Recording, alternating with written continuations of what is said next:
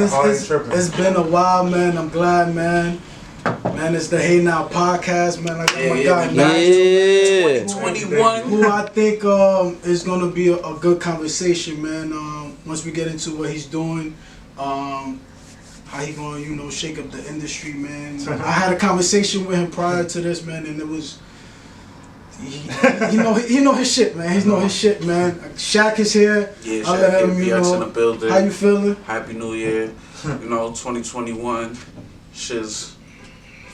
I don't even know. Shit. Yo, that was the craziest meme. Shit say, yo, everybody hoping for a new year, 21. The capital shit. I was like, yo. Yeah, that was wild. It started up. It started up. That's how we started 2021, man. Yeah, that capital stuff is kind of crazy. It just, me and Shaq spoke about it, and it would have been us. We definitely would have never made it to them steps. Yeah, for sure. We would have never made it to them steps, man. But let's just hope, things start moving, in the right direction, a little bit, man. Hopefully, man. I'm hopeful. I'm a little hopeful, man. Yeah, we gotta leave that white on white crime alone, man. Let them get that off. You know what I'm saying? We gotta sit back on that. And just see it, for what it is. Like, I just want the news to put it like, God damn, it's white on white crime. Yeah, that's basically what it was. Yeah, I mean, put it out there. Just say that shit. So can we just get into that? Shits and giggles. We like that too. So let's get into it, man. So we're gonna talk about Kyrie Irving, man. We're gonna start this off, man. Kyrie, man. I think he was MIA for 7 games. Yeah. He was. We basically didn't know what he was going through up until yesterday when he had that interview. So I just wanna ask you. How do you feel about Kyrie actually taking a pause? Honestly, I guess how everything, just to take a step back, like, if you kind of just look at how 2020 went, that was just like a stressful year in itself. Like, from the players' perspective, them stopping, they had to go to the bubble, they take them off their comfort zone, whatever, they millions. But like, sometimes people just need a break at the end of the day, you know what I'm saying? Like, Kyrie's a human being, you know what I'm saying? Like, I'm sure all of us in this room right now felt like, damn, I can use a week off. Facts. And that's really how I looked at it. Like, yo, don't get me wrong, he's an athlete, he's paid millions or whatever, but he's still human. You know what I'm saying? At the end of the day, he got the same 24 we got, 2 arms, right hand, left arm, right arm, etc. He's human at the end of the day. He has feelings, he has emotions. Maybe he could learn how to control them a little bit better, but at the end of the day, I kind of respect his decision that, like, he just needed a break. You know what I'm saying? I think he just needs to reevaluate what his priorities were at the time. I mean, basketball ain't forever. You know what I'm saying? And life got to go on. When you retire and you move on, hey, you could fall into that sunken place and be forgotten. Like, who knows? So, I mean, for me, a lot of players fall into. Yeah, I was just thinking about that. Yeah, they fall into that. It's so easy to, because like if you're a player like Kyrie Irving or any of these top athletes from you're in college or even high school, your life is scheduled now. You're on a schedule. Yeah. So sometimes, especially when you get to that point where you got a few million, and you sitting comfortably, you're like, you know what? Fuck that. I think Kyrie knew it was gonna be consequences, and he took that. He was like, yo, I need this break. He got a hefty fine. Yeah, he definitely did. He definitely paid. He got a hefty fine. But I don't think he's sweating it. I think they're trying to set an example with the high fine so that other players don't do stuff like that. Yeah. But I think he's also setting the tone that if you take it, really, you don't. I love it. I love seeing him do it. You know what I'm saying? Right. But when I think about, you know what I'm saying, all the kids that go to school for journalism and then they come out and they don't have no jobs and they don't have nothing to do because they don't have any clout. And in this world now, the only way you're gonna get a job is with more clout. And then you got these NBA players, they starting out with clout. So it's like that part of it kind of hurts me. And I think we would less be having this conversation about meet people talking down on the players. If you know what I'm saying, because I think if you had regular journalists, you know what I'm saying, they wouldn't do it so fast. Some of these players are doing it out of their personal feelings towards players, personal situations. You know what I'm I don't care saying? what nobody said. Paul Pierce hates LeBron James. Oh, You know what I'm hell saying? yeah, hell yeah. 100%. Hell, yo, it's crazy. I was just watching that the other day. I was like, what the fuck?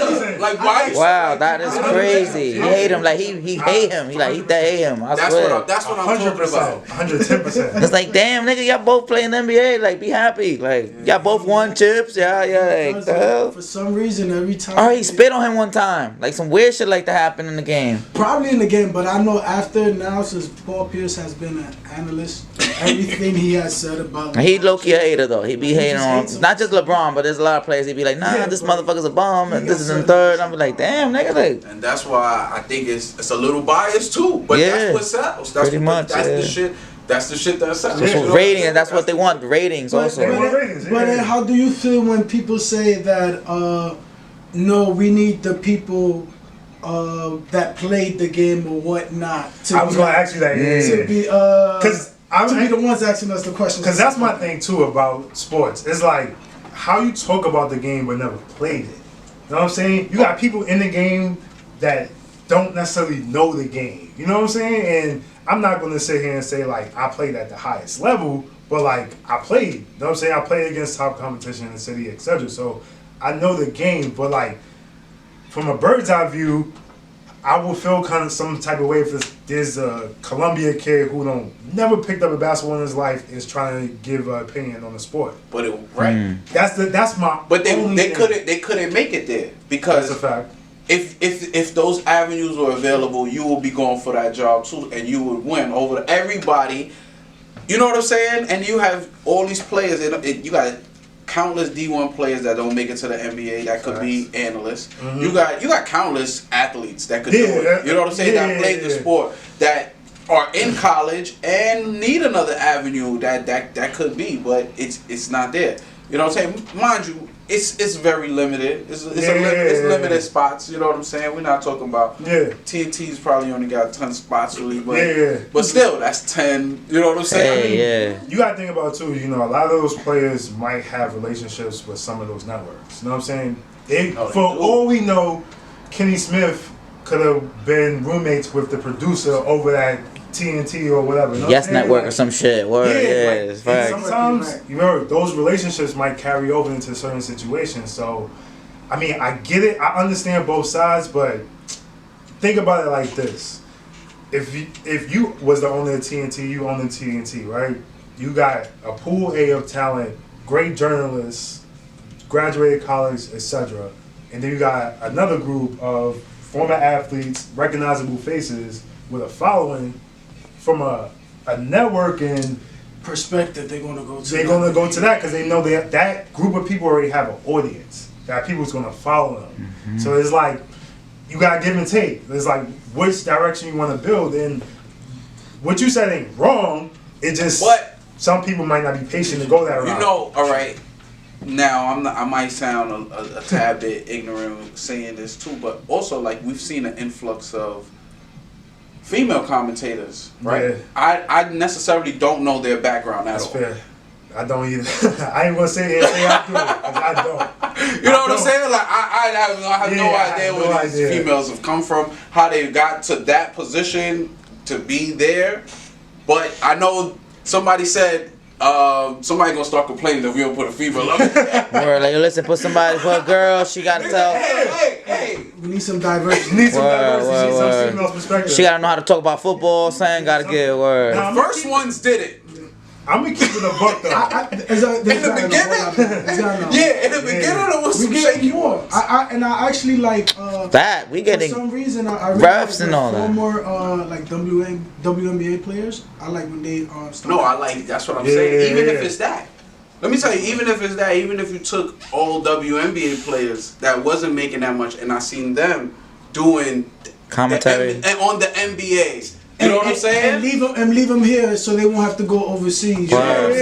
facts. I think something, but something, yeah. balance it out. Man. Yeah, create some type of opportunity for them. I agree. And the big thing we gotta work on is why we just like to listen to negativity, because this shit is it's hilarious. No, it's catching. Man, you always have to understand, man. That's exactly what Nigel said, man. Is negativity, is being, putting people down. That sells. Yeah, that's what people want to hear. That's what people want to hear. Yeah. People don't want to hear none of the good stuff you have done. That's why niggas not listening to us. That's why y'all not listening to us. Yeah. Fuck y'all. Yeah, people want to. So it happens, yo. Yeah. So I don't agree with it, but that's just what it is, man. It's not. Exactly. Yeah. All right, man. So we talk some hoops, man. So Nigel, man, let's get into you, man. So, My story. Let people know, where you from, former Rice Raider. Yeah, so former Rice Raider. So I know you came up with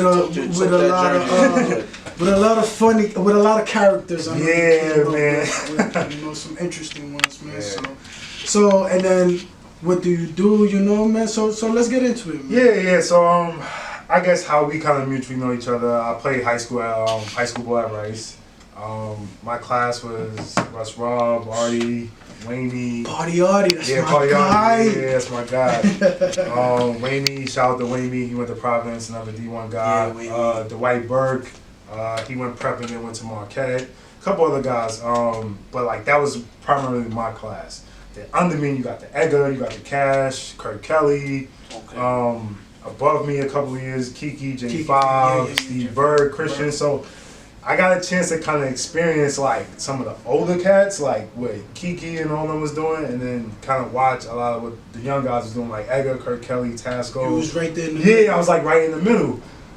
So it was dope, man. Like Rice, like, man, unforgettable experience. Like I wouldn't trade that 4 years in the world for anything, man. Like that was probably like the best 4 years I ever had in my life. Man, I got some interesting people. Yeah, man. We got some characters here. Mike, shout out to Mike Watson too. Mike Watson was there for a while before he went over to Mount Vernon. But Mike Watson's my guy too, yo. Mike is a character. I believe it, man. Yeah, Mike is funny, man. Yeah, Ev, man, Davon. There's a couple of guys in there, but I mean, for me to keep it a buck, yo, like, I played high school, whatever, had an opportunity to play a little bit at college, I went to Penn State. Penn State, right.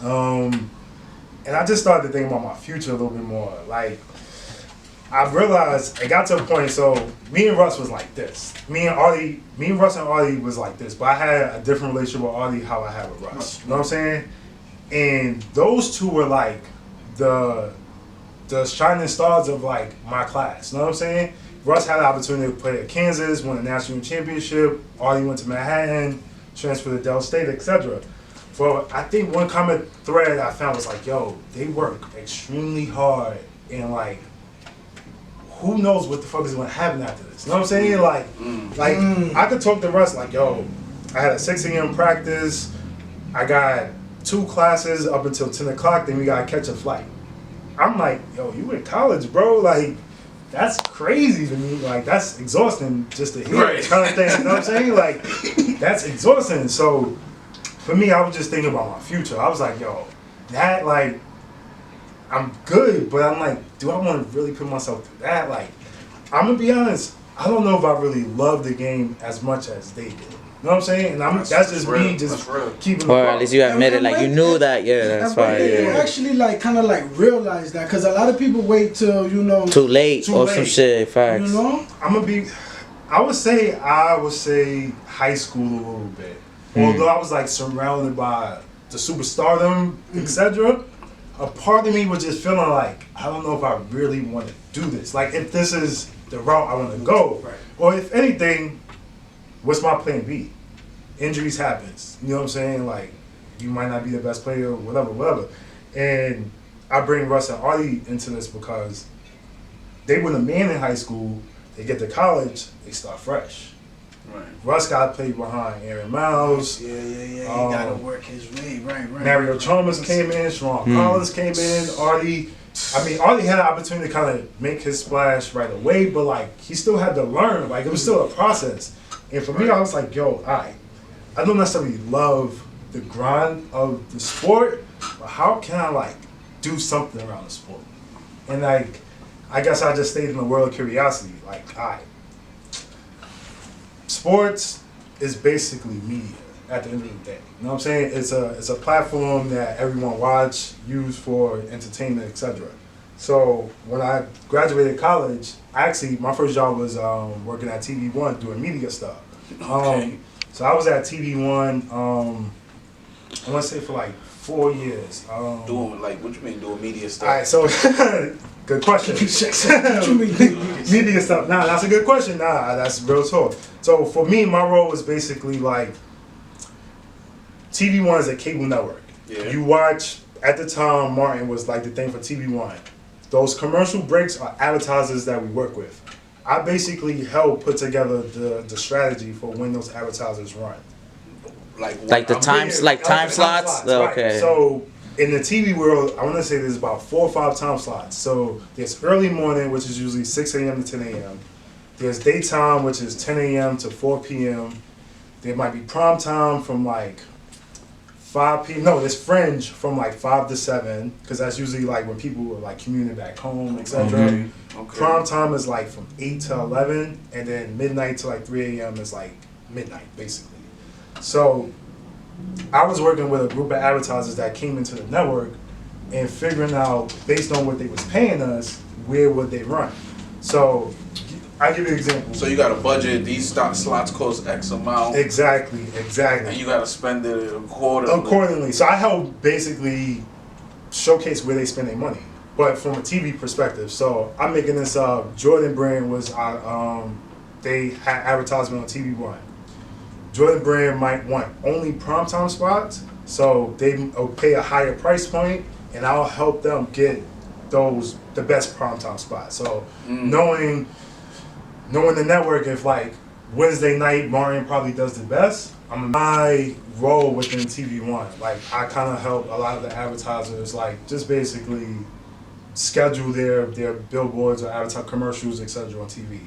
For 4 years. For 4 years, did that for about 4 years. So we made a lot of connections. Yeah. I definitely made a lot of connections. Funny story. Man, I remember I was at a cookout one day. I ran into Ferg, ASAP Ferg. I was like, my people's from, cause I used to be a camp counselor on this old block. So this is before he was ASAP Ferg. He was just Ferg, D Ferg, whatever. He used to sell belts and chains, etc.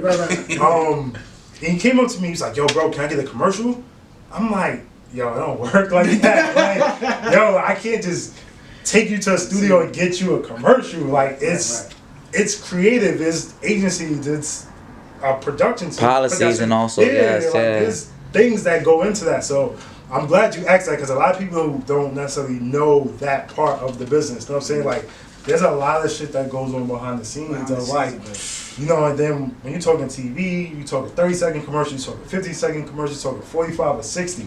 So you gotta understand the algorithm, like when commercials are airing and when it's live. So, was you doing the same thing once you went to the Players Tribute or not? Nah, let's get there though. Let's move on. So, okay. So, okay. So Players Tribute was actually interesting, but I'll take you through just my journey. That's after TV One. Yeah. So after TV One, I started doing digital, more so marketing, so to speak. So I was at Fox Sports for about like 6 or 7 months. That's a whole nother story why I left, but you can imagine. Interesting. Down Yeah. Rockefeller Center? Yeah, I was down at Rockefeller Center, exactly, yep. Yeah, so I was down there. I didn't even know that joint was down there. Yeah, Rockefeller Center is right, yep. So I was down at Fox Sports for about 6, 7 months. Left there, went over to like Disney, ABC. I was there for about maybe a year and a half. Jumped over to like Turner Sports, Bleacher Report. Like before Bleacher is Bleacher now, like I was working at Bleacher when it was like kind of starting. Like it was more so like an internal group under the Turner Sports umbrella, and it got so big it became its own brand. So I was like there before it blew up. Went over to USA Today for a little bit, and I guess that tenure was like maybe a 7-year tenure of all those different places, and all of them kind of had a common thread of like networks, publishers, advertisement, etc. But when you asked me about when I started working at Players Tribute, it was like right after USA Today. So for me, just even taking a step back, I had a personal relationship with Derek Jeter, which you probably just now finding out about, and obviously you too. Hell yeah. Word? Yeah. So I was a part of. Jeter's a GOAT. I don't care what nobody tell me. What you talking about, Derek Jeter? Derek Jeter, yeah. That guy. Nah, I ain't gonna front. Listen, no funny shit. My fault. I saw him one time. I was on the I cab. saw him one time. He said hi to me too. I said, Mr. Jeter. I said, oh shit. I was happy as fuck. Let me not make it sound like it was personal, like I Dead ass, had a though. number, but so I was a My fault, part of his Turn 2 Foundation, sound which like is Jeter's Leaders. So it's a nonprofit organization of like high school students. I actually joined the program when I was at Rice. So Wow. it was a program for Rice. Shout out to That's Rice. fire. So it came kind of like Full circle, right. So when I was leaving Amazing, the wow. USA Today, I was like, man, first I was a fan of the Players Tribune because I followed Derek in his career. But then I realized what they were doing was just so different. Like, you getting athletes to tell a first person story, you basically cutting out the middleman, so to speak. Like, they could say it how they want to say it in their voice. There's no confusion. You know what I'm saying? So I actually reached out to Derek. He put me in touch with someone over at the Players Tribune. A couple months went by. Long story short, I got a job. So I The was same type of advertising. yeah. So same type of advertising, marketing kind of thing. But I would say my role with the Players Tribune was like a little bit bigger than that in a way. So one part of my job, because I did it for like so long, was like really helping a lot of the brands find their real estate on the webpage. So like if you go to playerstribune.com, at that time there was billboard ads, there were pre-roll, just how you go to ESPN. You know what I'm saying? I was basically the controller of that, like helping build out what that database looks like. Right. You know what I'm saying? But the second part of it was like, truth be told, a lot of people don't spend time on an actual website. And what the Players Tribune was doing was really trying to do content creation. So we was leveraging athletes, brands, and putting together content that like basically makes sense. We basically call it's branded content. So I'll give you a perfect example. My first project at the Players Tribune was a letter to my younger self that Quinn Richardson wrote basically about growing up in Chicago. We had Showtime sponsor it because it was a premiere for the show The Chi. So The Chi, like, it was kind of basically the synergy of like Q Rich is from Chicago, the show is in Chicago.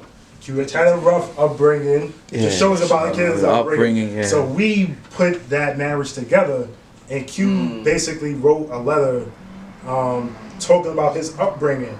But on the webpage, you'll see The Chi ads. You'll see little things. So it was kind of like, that's what was my strategic thing that I was doing there. Got you. So that was just like one small example. But like, as a company, and we realized with digital media and social media, everything is content. Everybody wants to see video. So I was actually helping like put together a lot of those branded content like proposals. So when I say proposals, that includes like a media plan, which is, we don't gotta get into that, but like helping putting together decks, really just kind of more so showcasing what our capabilities are as a company, and then showcasing it to the brands that we work with. So again, with the Showtime example, their budget was small, but we showcased what we could do with that budget. Right. You know what I'm saying? So that's kind of like the gist of it. You know what I'm saying? And then like, I guess the second part of me being at the Players Tribune, which I mentioned to you earlier, was the Knucklehead podcast. So I was actually like part of like D-Miles. Yeah. So I was actually a part of Legendary shit. There is, they Clippers, they both play. Yeah, facts. Yeah, get that podcast off the ground. So that Showtime article that we did with Q Rich, that really built our relationship with him, and that kind of evolved into the Knucklehead podcast. So again, you talk about relationships. We did him right. We did well for him. You know what I'm saying? Like, that article, in a way, almost brought him back. You know what I'm saying? Because now he obviously still doing Knuckleheads. Because we really didn't hear about like Q Rich or and D-Miles, like, especially D-Miles. D-Miles was gone, right? For a minute. He was gone for a minute, yeah. So we kind of held, I don't want to take credit, please, I don't want to take credit. No. But from just an opportunity per se, like we played the part in giving him an opportunity and a platform. And man, when we talk about Knuckleheads, yo, that was a crazy project. I remember the first day like as a team in the Players Tribune, we was talking about it. We was like, yo, what do we like? How do we price it? Like we got this dope idea. Like Q Ridge, D Miles want to do a podcast. They have all these relationships, etc. Like how do we price it? And I remember we were like severely underpriced it. Like it was ridiculous. Like we probably could have put our money together and brought it. Like for real. Like it was that.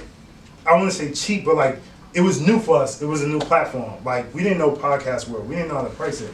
Right. So we realized like, all right, let's just take a shot and just figure out like how. Let's just do it. You know what I'm saying? Like that's literally what we did. And we'll figure it out. And we'll figure it out. So we obviously wanted to get a sponsor on.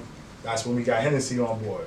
So obviously you think about barbershop talk, Hennessy. It was the perfect synergy. You know what I'm saying? It made perfect sense. It made sense. It made a lot of sense. So we got Hennessy on board, and we did an activation to launch the podcast in Charlotte back in 2019. So yeah, like from there it was just kind of like the rest is somewhat history. So I had the opportunity to kind of really be a part of like the ideation, the development, seeing like the growth in the podcast itself. Like I'm not sure what season they're on now, but I want to say like maybe 4 or 5, maybe. Yeah. They got a couple, right? But like to see that growth from like season 1, season 2 to even I mentioned to you now, like they're doing the podcast on Zoom calls or whatever. You know what I'm saying? Like, just the evolution of how it went. But they actually they actually just had Steve Francis. Word? Okay, fire. I gotta check that out. And that's wild because again, like I don't know nothing about Steve Francis, bro. Like he disappeared. Yeah. Like Steve Francis disappeared. So Couple people. A couple people disappeared, man. Right. Yeah, so that's dope. So you at the Players Tribune, you know, you do Knucklehead podcast, man. Yeah. What's next? Are you satisfied, man? What's going through your head? Yo, so to be real with you, I was satisfied, but I kind of wanted a little bit more. You know what I'm saying? Like, I felt like there was opportunity for me to kind of somewhat carve out my lane at the Players Tribune, but I feel like I need a little bit more structure. And the Players Tribune, honestly, was just a startup.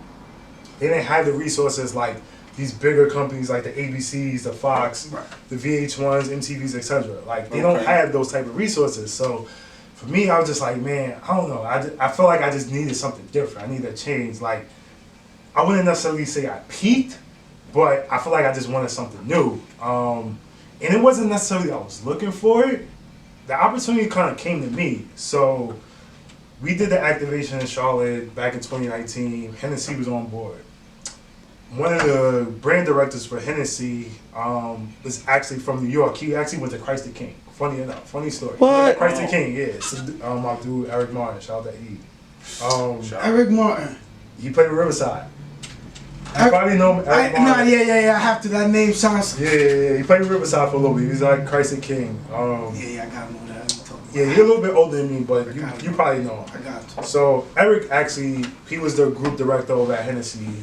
He left Hennessy to go to agency called the Robot Company. And we basically kept in touch. Like, you know, once you see a person from New York, especially when you're out of state, it's all love. You know what I'm saying? It was just... Oh, it was good. It was all love. Like, you know what I'm saying? So we kind of kept in touch.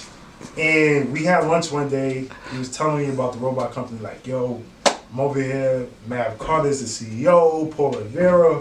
We got this. We got the shop. LeBron this. Like, I was like sitting like... What does the Robot Company do? Get it to. So I'm like, yo, I was sitting there. His face, yo. So I'm sitting there like, yo, like FOMO, like, yo, what is this shit? What is this place he's talking about? Like, I'm online, Google, you can't find nothing. You try to Google Robot Company? I was about to. That's you what can't find nothing. It's truly meant to be like some sort of. So now I wasn't. I knew I wasn't bugging. You wasn't bugging. Oh, you looked? Yeah. You ain't gonna find nothing. I couldn't. No. You couldn't, and it was built that way. That was intentional. Like, it's meant to be like, if you know, you know. Okay. If you in that circle, you in that group, realm, then you know what's up. So that was truly how Robot presented. Me and Iman had lunch one day. He was telling me, feeding me in like all the LeBron, Mav, Robot, etc. He was like, yo, we got New Balance. You know what I'm saying? Like, New Balance is a client.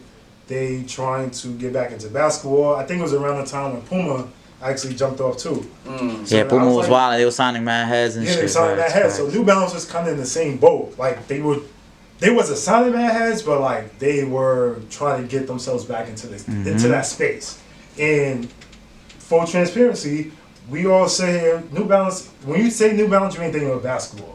That's not the first thing. Far from it. The crazy part is, so this is New Balance second time around, right? Trying to come to basketball. Yes. I remember when I was younger, I actually when I was playing with Riverside, we actually got a pair of New Balance for real? Basketball kicks, right? So they had James Worthy and a dude that played for the Celtics named ML Carr. ML Carr, yeah. Yep. So those two were the two guys signed to New Balance. Some things happened, they kind of just fell back. You know what I'm saying? Now, or I would say 2019, they kind of like decided like, yo, You gonna try to do it again? you're gonna try to do it again. So I get over to Robot Company. Boom. I have New Balance as my client. Sprite is my client. Had an opportunity to kind of like dab into like Beats by Dre work, IW Harper, etc. But in a nutshell, the Robot Company was like the agency that was rooted in sports, entertainment, culture, and we just helped brands look cool. That was like really what it was at the end of the day. Okay. So y'all helped the brand with the drip. basically, yeah. Basically at the end of the day. So again, we're consultants. You know what I'm saying? Like, we know what's happening in culture. We know what's about to be the next trend. Like, that's our job as an agency. Like, you walk in, like the robot office is like a speakeasy type of spot. You will literally walk past it every single day and not know what's behind it. Exactly. Wouldn't even know it's there. But you walk in, speakeasy kind of spot, bunch of cool kids. Like, I remember my first day, I was like, yo, this is wow. Like, this is where I work. You know what I'm saying? Like, you see Kif stuff over here, Supreme. Like, I feel like this is the Robot Company in a way. Like, I'm in the office, so. That's hilarious, son. You know how many DMs I done sent people, bro? I DM him at least like every week. Word. Yo, Paul, man, you need anybody to look for work? Yeah. So every week. They Word check. PR? So PR is basically, he's the president of the Robot Company. I remember PR when he was, cause I'm from Dykeman. I remember PR when he was the Nike. Yeah. Nike, but before that he used to hoop in Dykeman. He used to hoop in Dykeman. Yeah. I remember his lefty ass, man. PR, yep. So PR is... Every week, Shaq, I'm DMing him. Yo, keep it. I'm all consistent, Shaq. So you I gotta hit him tomorrow. Definitely now. Definitely. So yeah, I jumped over to Robot Company. I was there for like, man, maybe a year and a half or so. Again, I had the opportunity to kind of like work on New Balance, help them reemerge into the basketball category. One of the dopest projects I had an opportunity to work on, I'll show you after, was Kawhi's Funhouse. And Kawhi's Funhouse was basically if you think about 2019. He speaks. He does speak. Yeah, very little, but he speaks. Oh, okay. But it's just one of the things about 2019, Kawhi probably had one of the best years of his life. Like coming off the championship in Toronto, like this was right around the fun guy stuff. All that stuff was like, you know what I'm saying? Yeah. Like he was kind of popping. He knew it. He knew what was going on. So, and then again, the ice on the cake. He left Toronto to come back home to his LA, hometown. Yeah, hometown. Wow. So, New Balance basically tapped us. Robot was like, yo, we want to somewhat make a homecoming for Kawhi. Like, treat him like, not royalty, so to speak, but like give welcome him, back home. Welcome back home. Yeah. But from a brand perspective, like, what can New Balance do for him, so to speak? So, like, we always talk about athlete servicing, and like, that was what the point of view we were thinking of. Like, what can a brand do to service this athlete? Not necessarily like give him money, but like just show love again. So we put together this dope activation. It was ourselves, Shoe Palace, which they have the actual real estate, so we have to use their store, and then of course New Balance. And it's a 3-day activation. I want to say it was from Friday to Sunday. Wednesday night we had a VIP night. We invited like a ton of influencers that was out in LA, like Baron Davis, Brandon Jennings. Like, I guess when you get into that type of world of influencers, you gotta be careful because some of these influencers might have contracts and deals with other brands. Right. And yes. So we kind of like weaved out who was accessible, who we could get, and we just make some noise. You know what I'm saying? So we had like an influencer night. It's like 500 people, giveaways, etc. And then Friday to Sunday, it was open to the public. There was about 6 exclusive pair of New Balances released only at the pop-up. So just really helping putting together that strategy of like what to include, how do we market these shoes, how does the outside store look, is there going to be a video playing, what's the run of show when Kawhi gets here. So like helping New Balance kind of really put all those pieces together. You know what's crazy? That's wild because earlier I had told you that I did some work with Game 7. Yeah. Those is basically the basic kind of like what I did like throughout Washington Heights with them. So I totally like what works, what you have to weave out. So it's so much that goes into it. Like you go through like we had a video looping on like the TV screens out front. That video was probably one of the smallest parts of the project, but one of the most painful. That video that everyone walked past went through 7 cuts. Like we had to do 7 different edits just to get it right. But that's the part that everyone walks past. Yes. You know what I'm saying? Right. So it was kind of like, man, this was crazy. But yeah, it was a dope activation. Kawhi actually came through. I'll show you some videos after this. But he came through, walked through the space, and honestly, the space was really just to design to be in the world of Kawhi in a way. So as you said, like, does he speak? Right. No one knows like what Kawhi's personality is like. So for us, we were trying to basically. I was trying to figure him out. Yes, but we had insights that you can't necessarily Google. You know what I'm saying? Gotcha. Like, and that was kind of what I leveraged, and that's what we brought to the table as an agency. You also want to make him feel comfortable too. You want to make him feel comfortable. It's like, hey, yeah. Right. So one of the things that like we kind of like wanted to lean on was like, this sounds crazy, but Kawhi likes the garden. Like, he has a real estate in San Diego. He loves the garden. Right. They got a green thumb. Right. So it's like silly stuff like that. Big ass hands. But if you include that into a pop-up activation, that would be like, yo, that's kind of dope. Like, you're basically creating his world for the consumers to see. Yeah, he definitely wasn't expecting. We actually didn't do the garden thing. I thought I was about to say. We actually didn't do it, but that was just an example. You know what I'm saying? So like, the activation had like a mirror maze.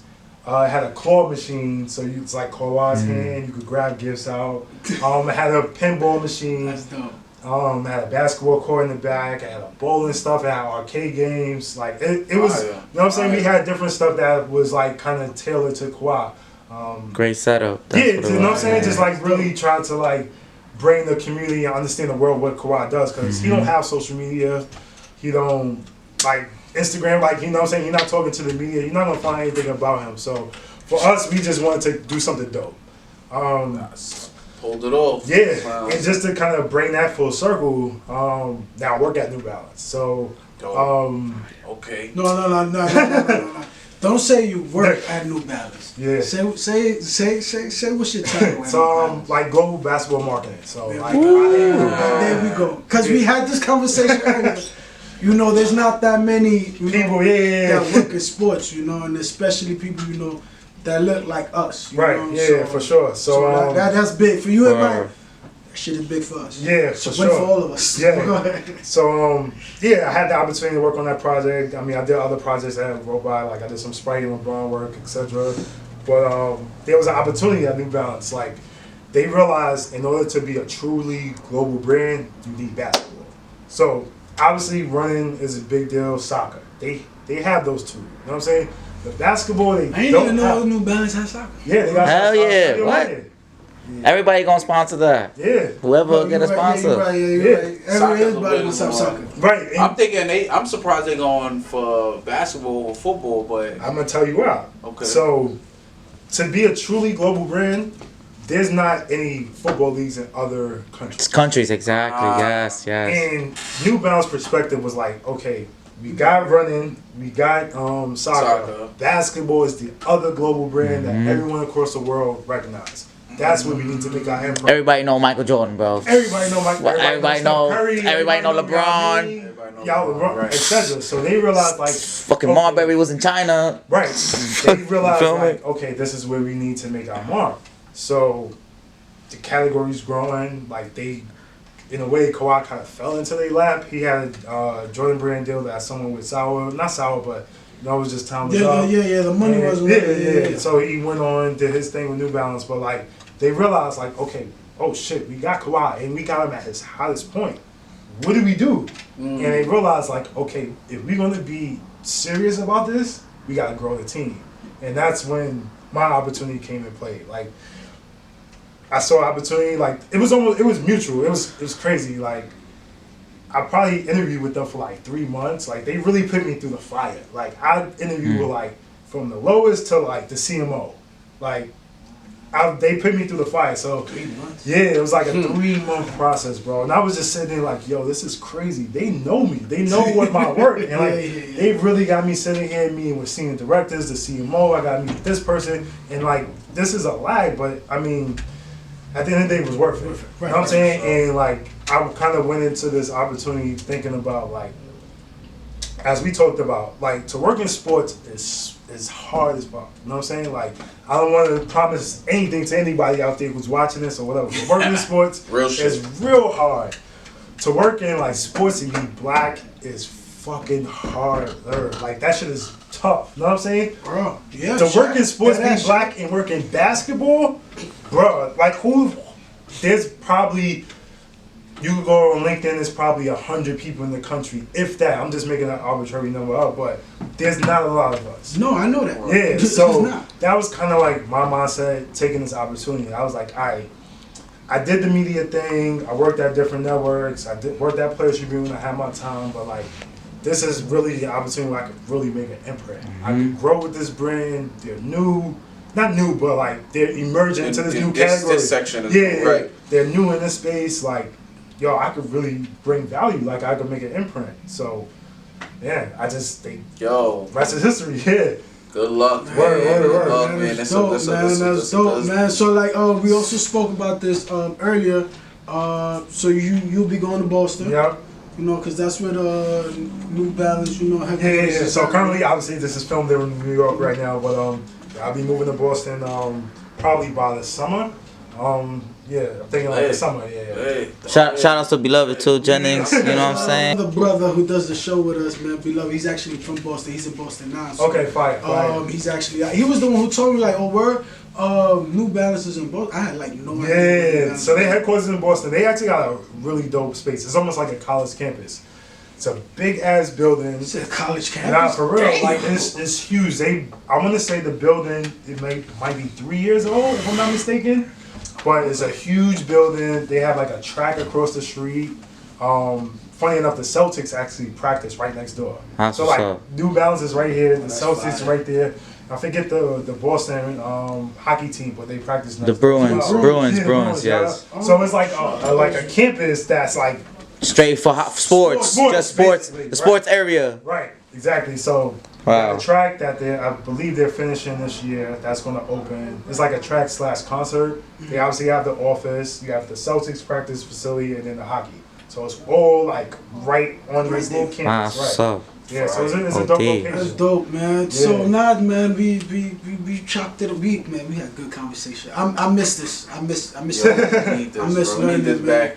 And so before we wrapped up, man, what are two things? Yeah. One, what are your plans? You know, with New Balance. What are you trying to really do? And two, what'll be the message that you have for somebody, for the younger audience who might start thinking like you in high school and be like, maybe this might not be it, but I still want to be involved in sports, you know, and I still want to be connected in it.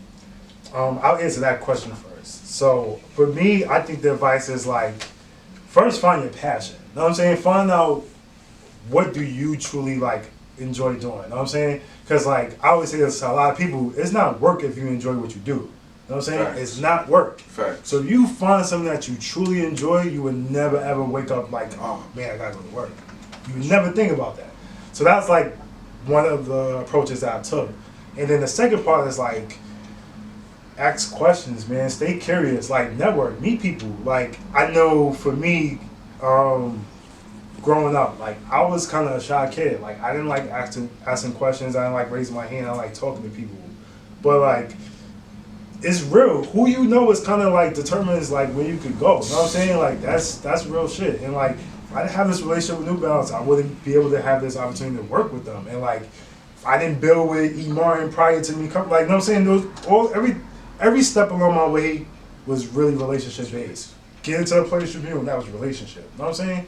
Like, every step of the way was a relationship. So, like, for me, it's like, man, just stay curious, ask questions. Stay humble. Yeah, stay humble. Don't burn Definitely, no bridges. don't Don't sound burn no like bridges, you ain't, you kept all Shaq, your networks intact. Yeah, definitely. You know what I'm saying? Because Shaq, you hit like a Definitely you don't hit burn Right on the nail, word. Good point. Because people Yeah, feel yeah. like sometimes when they get in a good spot, and just because the next spot looks good, it's alright, fuck this one right here. You know what I'm That's a very saying? good point. And Don't people- burn your bridges, man. and people That's a don't very forget. good point. Oh no. Especially when you burnt them. Yeah. Now that's a yo. I think that point that's like so misunderrated. Like so underrated. Like Underrated, yeah. You burn Yeah. your bridge, yo.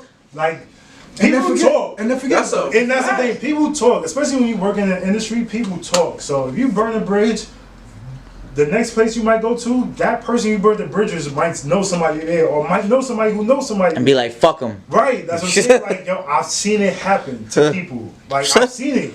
And it's like, yo, you should have never did that, bro. Now look what happened. You know what I'm saying? Now you're in this predicament. Now you're in this Stupid. predicament, right? Word. So, definitely, that's a very good point, man. Don't burn your Damn, bridges. that's crazy. And then to answer your second, your first part of the question, shit, man, go for New Balance. Really for 2021, man, is really trying to get people, really just exposed to the world of New Balance basketball. You know what I'm saying? Like, obviously we have Kawhi Leonard. We recently just signed Jamal Murray, which is a big deal. Okay. DeJounte Murray's on the roster. Darius Baisley, we did a documentary with him. Around his internship. Which Yeah, was pretty dope. That was kind of dope. I was actually telling SB that. Yes, he was, Shaq, he I'll was. tell you right now. So, basically, he's actually with he's with the Thunder. Yep. But what he did was he didn't go to college. Didn't go to So college. what he did was he signed with Rich Paul. Yep. Right. So when he signed with Rich Paul, Yep. he ends up signing with New Balance. So before he goes to Australia, because he ended up playing in the Australian League. No, he didn't. No, I'm bugging. He ended up he got an internship Yep. with New Balance. Yep. So he signed with New Balance, but then he got an internship with New Balance to understand the whole marketing, the whole Yep. Everything. life. They basically gave him life after basketball while he's beginning basketball Right. in a sense. And And I thought that was dope. super Fire. dope. So Fire. that particular kid, well, Darius, shout out to Darius, but like, it was so untraditional. So like, just to kind of even double click on that a little bit, like, he didn't go to college. He committed to Syracuse, decommitted, committed to G League, decommitted. And like, I think he just realized like, yo, I don't need to go to school, which is fine. That's cool. Hey, whatever floats your boat. Yeah, Whoa, hey. But he had a plan, or at least he had a vision. He Fuck had it. something that he wanted to do, and like, it was like unprecedented. Like, no one's seen someone decommit so much and then do an internship. One key point I want to add: it was $1 million internship. So he got paid $1 million to do this internship at New Balance. I ain't Oh, you know that. I just see. I remember internship. Yeah, I yeah, did- Tap in. But it was $1 million internship for 3 months. He did work. He did real work, but he also had the opportunity to train. So it was a little rocky. If you had a chance to see the doc, check it out. But like, it was rocky for him. Like, No, I seen a little bit. I seen how when he first got in, like he didn't know how to use like Yeah. Outlook and stuff like that. He didn't know how to use like the email. It's like he did. he didn't know, right? He didn't know, so He he didn't had know. to like learn it. So for me, I think that's dope. Like, first of all, I didn't know it was $100 million. I mean, Mil. I Yeah, didn't know it was $1 million. I'm It's sorry. $1 million internship. I know it was $1 million internship. That's Yep. it's not bad to That's learn. different. Hey, that's different now. Wait a minute. Whoa. To the young whippersnappers, pay attention, bro. Yeah. No gosh, I better slide my homie DMs. Man. New Balance seem like they working with us. You heard? Yo, New Balance got I some better stuff. the young you got some skills. New Get Balance. your vids right and holla at New Balance. You Word. heard? Got some ideas. New Balance. There you go. So yeah, we had Darius on the roster, and we got 2 other athletes. I could probably officially say this: Tyrese Maxey is signing a New Balance. Ooh, yo, Yeah, that was another. they cutting the check. Yeah, that's another big deal. With when you got Jamal Murray, that's tough. That actually came on one, Christmas yeah. Day. That's tough. Wow. So That's a good gift. Because I know playoffs and all this, all this. So I know. Yeah, we got some stuff coming out with him, particularly next month. So we're doing some stuff with him next month. February's gonna be a busy month for us. I would say. Listen, man, if you need some help, man, send the sweatsuits. I wear them. You know what I'm saying? I wear the New Balance sweatsuits. I'm out of New Balance. I'll take some. Saying like this, I'm a size 7.5, you heard? So if you got anything size 7.5, I'm going to Paul, get some good flicks for you. You know what I'm saying? I get some good flicks from New York. You know you need the street joint. Word. Do a commercial. I wear New Balance. You know what I'm saying? I get the kids. You send the kids joints. Kids joints, I got you. I put the crate up. I give you the good shots. I put the crate up. Good content. Good content. Let me know, man. Listen. We got some good things popping, man. We got. I'm rooting for you. Now anything I see is I'm bumping it down. We got some good things cooking, man. Yeah, so I'm excited to be a part of the family. That's what's up. Yeah, we got a lot of things working. So 2021 should be another good year for New Balance. Like they had a good 2020. Hopefully, 2021, yeah. I'm gonna knock on foot up because I don't know a lot of people who had a good 2020. Yeah, exactly. Right. So let's go for it, right? Right. Yeah. So Naj, man. Appreciate it. Man, this is dope, man. Man, thank you, man. This love, definitely. And this is why I was saying that I have trouble, doing like the Zoom podcast. Yeah, that's right. You don't get this. You can't get this. That's the engagement, man. That I'm home and watching TV, and that's just playing right now. I'm like, huh? What you say? Say that again. Yeah, you know, so it's different, man. I feel you. Man, it's a wrap. It's the Hey Now podcast, man. Shaq, you got anything to say? Stay safe. Stay focused. Definitely stay focused. Yo, pay attention, man. Like we dropping a lot get gems for y'all. Pay attention, man. The information is out there. Don't just click on the negativity, man. Just focus on the negativity, man. Get some nourishment in that mind. Get some positivity in you, man. Yeah, for sure, definitely.